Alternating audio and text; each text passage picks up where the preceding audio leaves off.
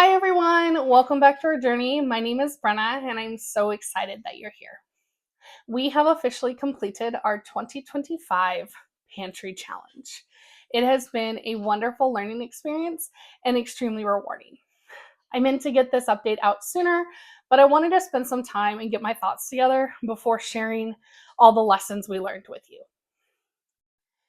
If you're interested in seeing any of the other updates that we had along the way, I'll be sure to link them in the description box.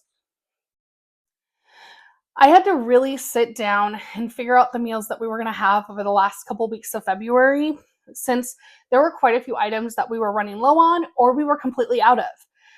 We had a few days left on the calendar for my meal plan, and I just decided that we were going to make extra portions of certain dishes and just have plenty of leftovers to make up for those days.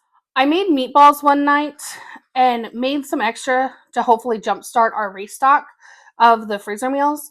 I didn't realize at the time, but I didn't put enough eggs in the mixture, and we pulled some out for dinner with friends.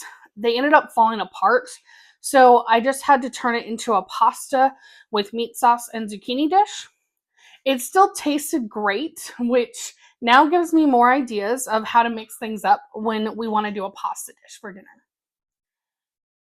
We found some hoagie rolls in our freezer that we didn't know were there, and we were able to make some personal sized pizzas for lunch one day. We pulled quite a bit of tomatoes out from the freezer so that I could make tomato soup for dinner one night. And I ended up using some garlic bread that we also had in the freezer to make grilled cheese. I like the idea of having a thicker bread for our grilled cheeses, but I need to do some more experimenting to see what flavor combinations we like the best. I'm still experimenting with our granola bars. They're doing better holding their shape, but they're not quite to where I want them to be yet. We had breakfast for dinner one night, which is always a family favorite. I made a creamy smothered chicken recipe. We served it over rice and it was so good. Definitely going on the food rotation. We had some more of the spicy cheese sauce in our freezer. So I made more of the spicy chicken pasta. We had beef and cheese rice bowls one night with some veggies. I did fajita chicken rice bowls. We pulled out the last baked ziti out of our freezer and enjoyed that one evening.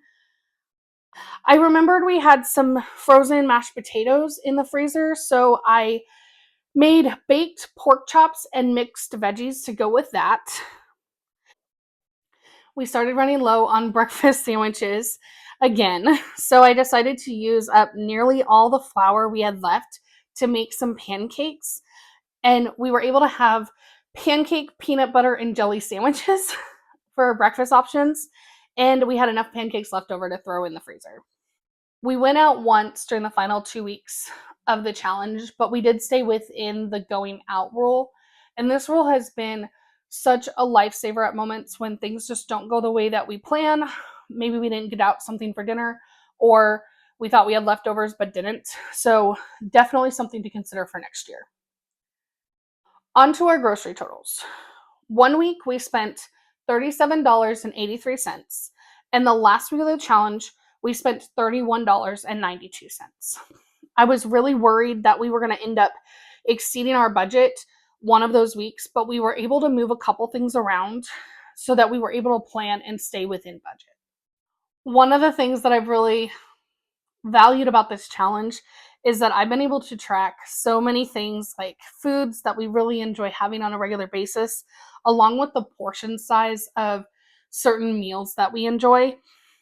This is definitely going to help me when I am intentionally making enough to freeze for later so that when something does happen in life, we're able to pull something out of the freezer rather than going out and save ourselves money in the long run.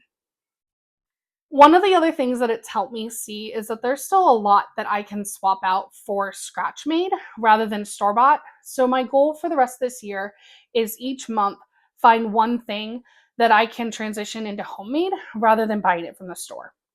My hope is that this will help reduce preservatives in our diet, but also save money in the long run.